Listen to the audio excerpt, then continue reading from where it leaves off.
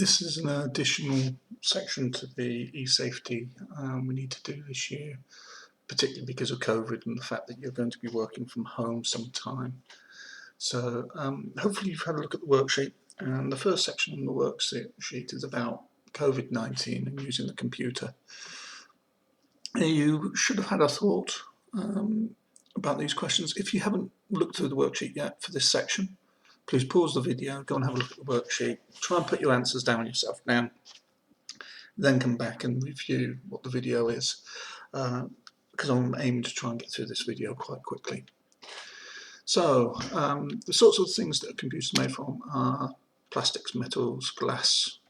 So Lancet published in May the types of material and how long the code is found to be able to be detectable at levels that could cause infections. So things like paper, wood, cloth, about a day. The 30 minutes on paper is still the given number, although for safety your teachers are going to be using a longer period if they are looking at any paperwork. Most teachers should be scanning work and marking the scan, not actual paper, just for a piece of advice for you. But none of these materials are used to make computers, unless you've got a very special wood case, but the actual computer probably doesn't contain any of these. When it says cloth, we're talking about your clothes, not masks. So the sorts of materials that a computer is made from last 2 to 4 days with the virus still being active. So with computers, if you think about how often your computer's used, it's quite likely that if someone has had COVID and has used the computer and they've had it on their hands, it's going to have been put onto the plastic and you could actually pick up the disease from it. Now, as far as everyone's aware, you can't pick it up through your hands directly. Your hands would have to do something else as well. So the advice being given for computers, and we'll probably say this when you come back into school as well, is before you go to use a computer, wash your hands. That's so that you're not putting COVID or any viruses or germs onto the keyboards, the mouse, the screens. So this is to protect other people as much as yourself. So you start off with washing your hands, normally with soap. It does need to be soap, not the antibacterial hand washes. We use water and soap because the soap will break down the fats that surround the virus, which opens it up. The DNA inside cannot survive on its own. It must be inside some form of casing. So the fats disappear, COVID dies. So you can use soap to wash it. Make sure you wash both sides of your hands, between the fingers, both ways.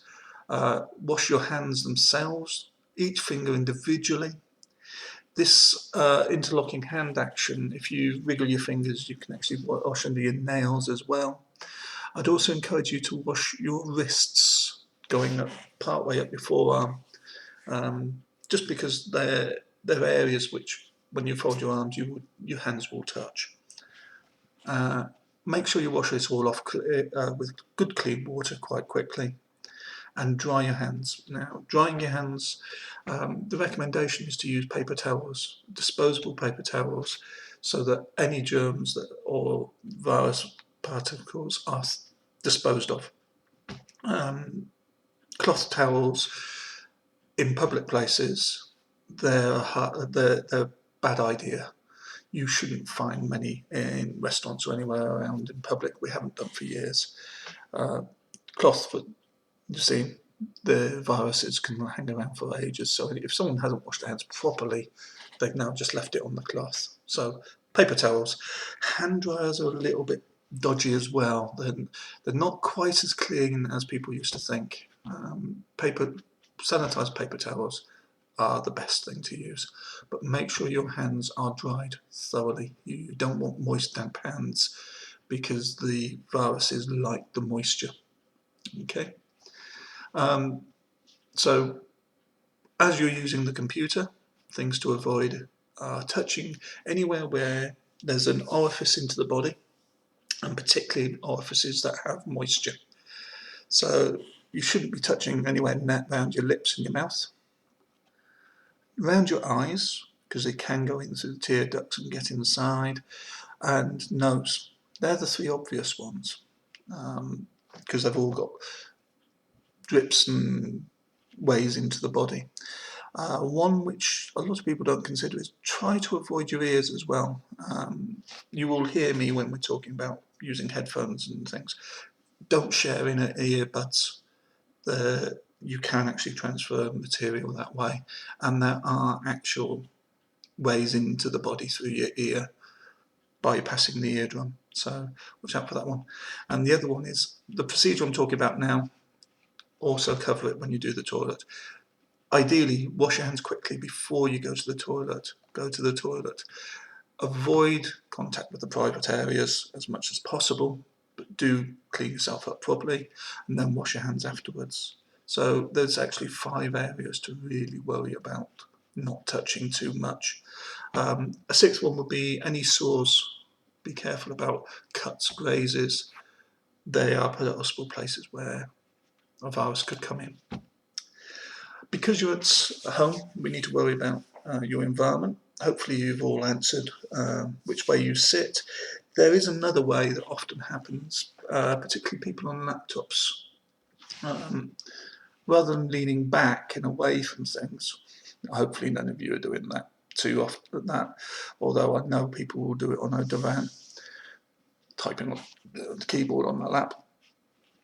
Another one that laptop people use, particularly when to get the screen a reasonable distance away from themselves, the keyboard winds up being further back, which pulls your body forward, and you tend to sit forward rather than back.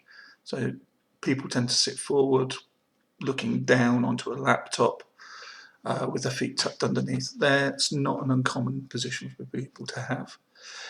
You should still try to avoid it.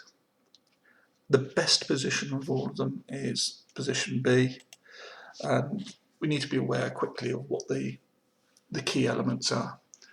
The first thing to notice is the back is upright and pretty much straight. The head above the shoulders, above your bum, with the creating pretty much a straight line, and notice it's also going into the back of the seat, because the strength in a chair is normally centered around this point. So the weight from your head through your torso, all that weight is going straight through the chair and into the floor. You really don't want weight going through your legs when you're working for any length of time. It's one of the reasons that stand-up tables, which are okay for your back posture, but they can cause problems for knees and ankles. They're great if you're doing a quick job, but working for hours stood up can be very tiring on knees and your legs.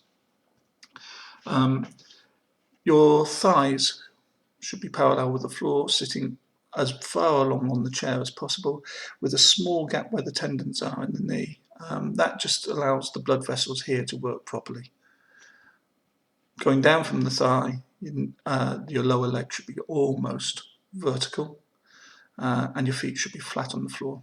The reason for the feet flat is there's a number of blood vessels here that when your feet flex, they help push blood back up towards your heart. So it just helps the circulation. One thing people often miss on this is, as well as your legs being parallel to the floor, so should your forearms.